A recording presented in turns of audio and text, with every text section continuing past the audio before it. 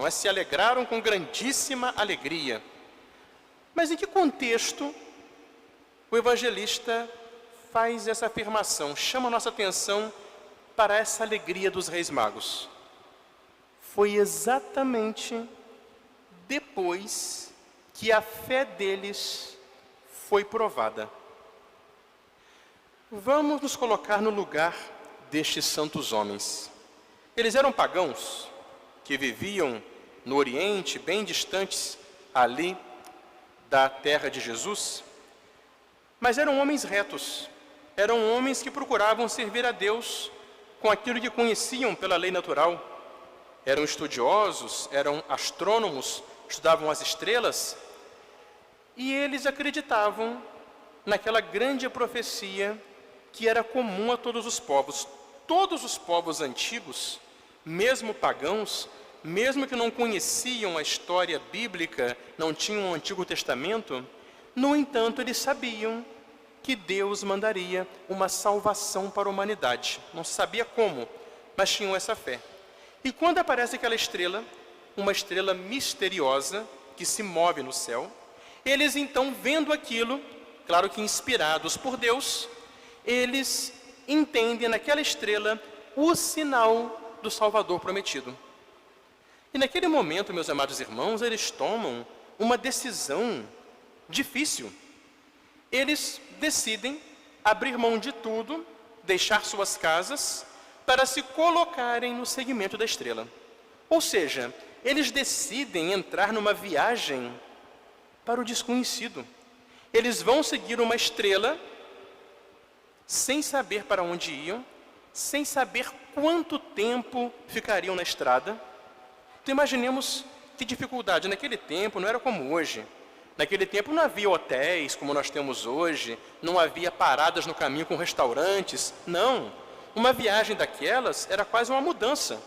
Tinham que levar provisões, mantimentos, alimentação e, sobretudo, sem saber quanto tempo ia durar. Tinham que levar tendas para acampar pelo caminho. Então, realmente, era uma comitiva inteira. Eram eles com seus servos, escravos, carregando aqueles camelos e mulas de carga, com tudo necessário para a viagem. E imaginemos quanta zombaria que eles enfrentaram. Quantas pessoas falaram: vocês estão malucos? Vocês vão seguir uma estrela? Vocês nem sabem se isso é verdade, se isso está certo ou se não está. E, no entanto, eles venceram isso tudo e se colocaram a caminho. E, segundo os estudiosos da Bíblia, eles demoraram mais ou menos quase 2 anos viajando. Desde que a estrela brilhou até que eles chegaram a Belém, foi mais ou menos 2 anos. Tanto que no Evangelho hoje diz que o rei Herodes perguntou para eles direitinho há quanto tempo eles estavam seguindo a estrela. E quando eles não voltaram mais, o que Herodes disse? Mandou os soldados e falou: vão lá e matem todas as crianças de 2 anos para baixo. Herodes mandou matar as criancinhas de 2 anos para baixo, justamente calculando o tempo que os reis magos demoraram para chegar lá, uns 2 anos mais ou menos. Meus amados irmãos, eles foram. E depois de tanto sofrimento, de tanto sacrifício, a estrela para em Jerusalém. E eles então, quando a estrela para, precisam agora tomar a iniciativa. Eles precisam agora, da parte deles, procurar esse rei prometido que havia nascido. E eles pensam: bem, se é um rei, vamos para o palácio do rei. E lá encontram o rei Herodes, que não sabia de nada. Então imaginemos, meus amados irmãos, que susto para os reis magos. Espera aí, nós íamos de tão longe, viajamos, enfrentamos tanta coisa, para chegar aqui no palácio do rei e ninguém sabe de nada, e o rei se assustou e a cidade inteira se perturbou, porque era uma coisa que ninguém tinha ouvido falar. Imaginemos que aflição não tomou conta do coração daqueles homens, que empenharam tudo na sua vida para aquela viagem, para aquela aventura. E foi então que o rei Herodes chama os doutores da lei, que abrem a Bíblia e leem a profecia que dizia que o Salvador vai nascer em Belém, na cidade de Davi, Belém de Judá. E assim o rei Herodes os manda para lá. E eles decidem: não, nós vamos para Belém. Está escrito na profecia do povo judeu, nós vamos para lá. Eles estão firmes na fé. E é nesse momento, quando eles saem do palácio, a estrela então voltou a se mover no céu. E assim eles se alegraram com grandíssima alegria. Foi nesse momento que o Evangelho conta essa imensa alegria que tomou conta do coração dos santos reis magos, e a estrela então levou-os e parou exatamente no lugar onde estava o menino Jesus. Meus irmãos, não teria sido muito mais fácil se a estrela tivesse ido direto até Belém? Era muito mais fácil, né? A estrela ia direto e parava diretamente em cima do lugar em que estava o menino Jesus. Só que não.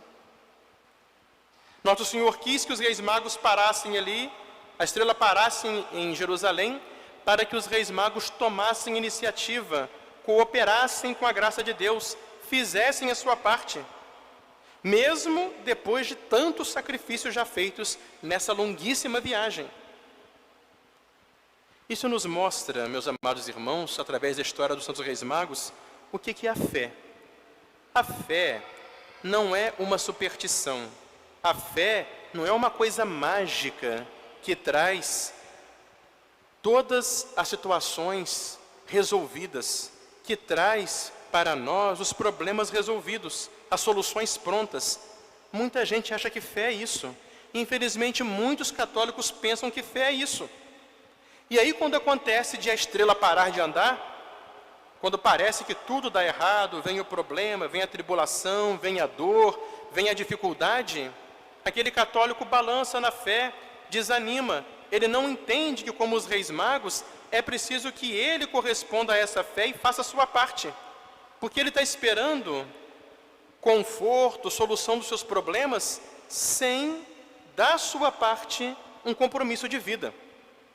A fé é uma luz, mas é preciso que nós deixemos que essa luz brilhe e que essa luz penetre o mais profundo do nosso ser e que ela transforme pela graça de Deus nossos pensamentos, decisões, escolhas, atitudes, comportamentos e vida. Porque se nós deixamos isso acontecer conosco, como aconteceu com os reis, que quando a estrela parou, a fé no coração dos reis não se apagou. Eles foram atrás, eles cooperaram com a graça de Deus. Quando nós somos assim, quando a fé realmente foi acolhida em nós de tal maneira que a fé nos ilumina por dentro, por mais que naquele momento tudo parece difícil, a fé, ela vai nos dar sabedoria para decidir, vai nos dar força para lutar e paciência para sofrer. E essa que é, meus amados irmãos, a fonte da verdadeira alegria. Quando a estrela voltou a se mover no céu, os reis magos se alegraram com grandíssima alegria. É essa a alegria profunda que a fé produz no coração do crente, de tal maneira que, por mais que tudo seja difícil e pareça perdido, ele tem essa força da fé que o sustenta e que faz com que ele atravesse aquele momento de provação. E quando passar a provação e a estrela voltar a caminhar pelos céus, então o cristão olhará para trás e verá, é mesmo, de fato, tudo o que me aconteceu, tudo isso foi pela providência bondosa e amorosa de Deus, que permitiu tudo isso para o meu bem, para a minha salvação. Então o cristão vai entender os planos de Deus na sua vida, e essa é aquela alegria profunda que vai sustentá-lo sempre. O Santo Padre, o Papa Francisco, naquela sua carta sobre a santidade no mundo de hoje, Alegrai-vos e exultai, ele tem um pensamento muito bonito, que chama a nossa atenção sobre isso. Ele dizia, é só a partir do dom de Deus, livremente acolhido e humildemente recebido, é que nós podemos cooperar com nossos esforços para nos deixarmos transformar cada vez mais. Todo o nosso esforço, nossa luta, ela só tem valor depois que nós acolhemos a graça de Deus, a luz da fé, que por dentro nos impulsiona a fazer o bem, que por dentro dá força para que nós consigamos perseverar, como os reis magos perseveraram naquele momento de angústia, de dúvida em que a estrela parou. E aí o Papa chama atenção para nós. A primeira coisa pertencer a Deus. Isso é o primeiro lugar na nossa vida. Pertencer a Deus. O que é isso? Trata-se de nos oferecer a Ele, que sempre vem ao nosso encontro primeiro, de lhe oferecermos nossas capacidades, nosso esforço, nossa luta contra o mal, a nossa criatividade para fazer o bem, para que o seu dom gratuito, o dom da sua graça, a luz da fé, cresça e se desenvolva em nós. Então, meus amados irmãos, nós vemos aqui que não dá para ter uma fé viva sem pertencer a Deus. A primeira coisa é pertencer a Deus.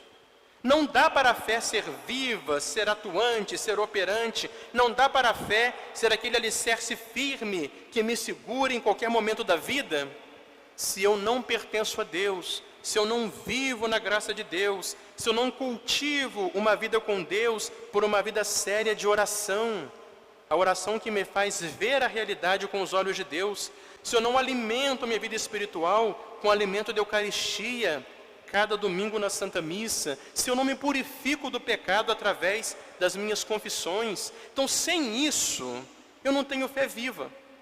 Aí na hora que a estrela parece parar no caminho, e tudo parece dar errado na minha vida, eu desespero, eu desanimo, entro em crise, e muitas vezes acontece de muitos cristãos até perderem a fé. Mas por quê? Porque não era uma fé vivida, não era uma fé alimentada na vida espiritual. Não dá para você ter fé viva se você não pertence a Deus, se você não vive com Deus, se você não alimenta essa fé. Nós estamos vivendo esse tempo de pandemia, que é um desses tempos que realmente colocam à prova a nossa fé. E é justamente a nossa fé vivida de verdade, como um compromisso com Deus, uma entrega de vida a Deus, porque a fé é isso, é que vai nos sustentar para que nós vençamos, superemos esses tempos difíceis de nossa vida. É preciso que nós, como santos reis magos, tenhamos essa generosidade, decidamos nos colocar no seguimento da luz de Cristo, decidamos, com uma fé firme no coração, nos entregar por inteiro a Ele. E os reis, depois daquela imensa viagem, de todos os seus sacrifícios, lutas, sofrimentos, depois da angústia de ver a estrela parada e eles estarem perdidos em Jerusalém, depois de tudo isso, foram recompensados pela sua perseverança. A estrela voltou a caminhar, levou-os até Belém, e ali eles ofertaram ao menino Jesus os seus presentes, o ouro, o incenso e a mirra. Então é isso que a igreja hoje, como mãe, nos convida a que nós façamos, que nos inspirando nos santos reis magos, nós possamos também nos colocar nesse caminho, no seguimento de nosso Senhor, e oferecer-lhe hoje o nosso coração. O ouro, que é o amor a Deus e o amor ao próximo. Mas para que esse amor a Deus esteja realmente fervoroso em nosso coração, é preciso acompanhar esse ouro do incenso. O incenso é a oração, é a vida espiritual, essa vida de comunhão com Deus. E é preciso também unir a esse incenso da oração a mirra do sacrifício, da penitência. É o sacrifício de disciplinar o meu corpo, de vencer minhas más tendências, de fugir da ocasião de pecado, de lutar contra o pecado, de cumprir o meu dever de servir a Deus com generosidade. Então é esse ouro do amor, com o incenso da oração, com a mirra do sacrifício, é que vão nos sustentar nesse caminho até nosso Senhor, Ele que é a nossa felicidade, Ele que é a nossa paz. E assim, meus amados irmãos, guiados por essa luz da fé nessa vida, chegaremos um dia a encontrar com Ele na luz eterna, que nunca mais vai se apagar, que será a glória que resplandecerá para sempre, para todos nós, um dia no céu. Em nome do Pai, e do Filho e do Espírito Santo.